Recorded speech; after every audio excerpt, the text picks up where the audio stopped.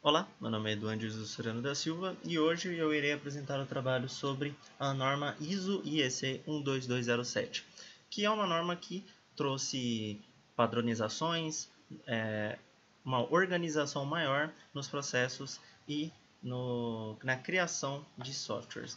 E de introdução eu vou apresentar algumas coisas como a sua origem, um resumo histórico do que ela é, o que essa norma padroniza, suas vantagens e desvantagens e alguns exemplos de empresas que a utilizam. Esse nome ISO e IEC ele vem da união de duas siglas e organizações. A primeira, a ISO, que é a International Organization for Standardization, ela foi criada em 1947 por representantes de 25 países e o objetivo dela era facilitar essa coordenação internacional e essa unificação desses padrões industriais da criação de software. E a segunda, a International Electrotechnical Commission, a IEC, foi criada em 1906 e ela tinha o objetivo de padronizar essas tecnologias elétricas, eletrônicas e relacionadas. Ela também foi uma das pioneiras nessa padronização internacional. E por volta de 1987, essas duas organizações criaram esse comitê de junção, que se chamava JTC1, onde eles começaram a desenvolver essa norma 12207.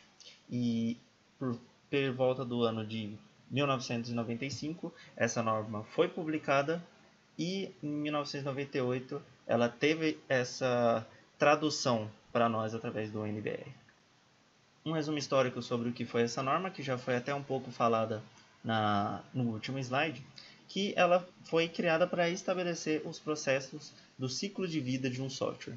E na época que ele foi criado, em 1995, a indústria do software estava tendo muitos problemas com essa questão da criação de software. A gente via muitos problemas como a crise do software, que aconteceu bastante, e esses custos muito altos, essa complexidade muito grande no software, estava complicando muito as empresas que faziam essas solicitações para que softwares fossem criados, e nisso precisava ter essa norma, essa padronização, essa facilidade na criação desse software. E por isso que ela veio essa norma, e junto com ela também vieram, após algum tempo, duas emendas, e que serão citadas agora. Por volta de 2002, houve a primeira emenda, que eram mudanças que eram feitas para adequar e modernizar esses processos de software.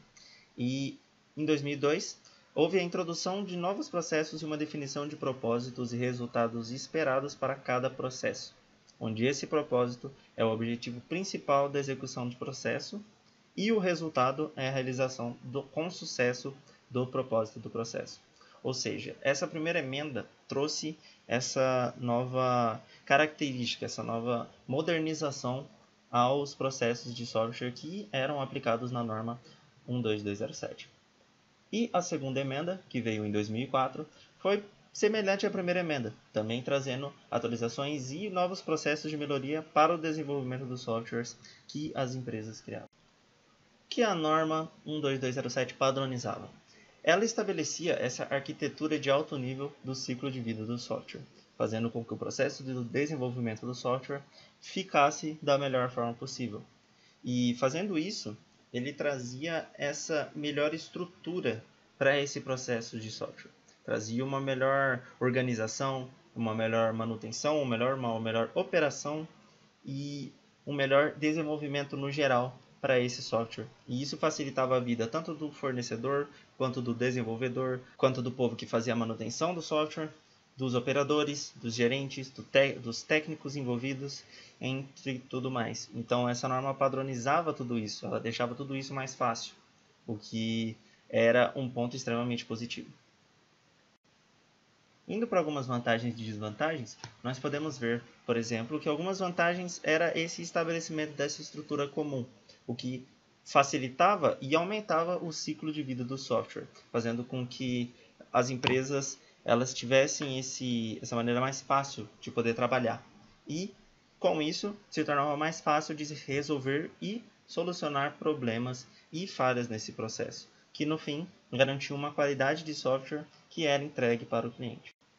Já para as desvantagens, a gente vê uma grande desvantagem é que como os processos eles eram muito acoplados um com o outro, as interfaces desses fragmentos dos processos eram meio fracas. Elas não ficavam de uma maneira muito agradável, às vezes. Elas poderiam acabar se complicando no geral. E essa talvez era a maior desvantagem desta norma. E algumas empresas que ainda utilizam a ISO e IEC 12207 é como, por exemplo, a Technosoftware e a IEE Computer Society. E, eu acho que como uma conclusão, a gente pode ver que essa norma 12207 ela foi uma excelente forma de se combater essa crise de software que afetou tanto as empresas, os desenvolvedores por volta do século XX, que muitas vezes acabava ou o software ficando com um preço muito alto, ou ficava com uma mão de obra muito alta, ou ficava com falhas que eram muito difíceis de serem resolvidas. Então essa norma foi uma excelente forma de se adaptar a esses problemas.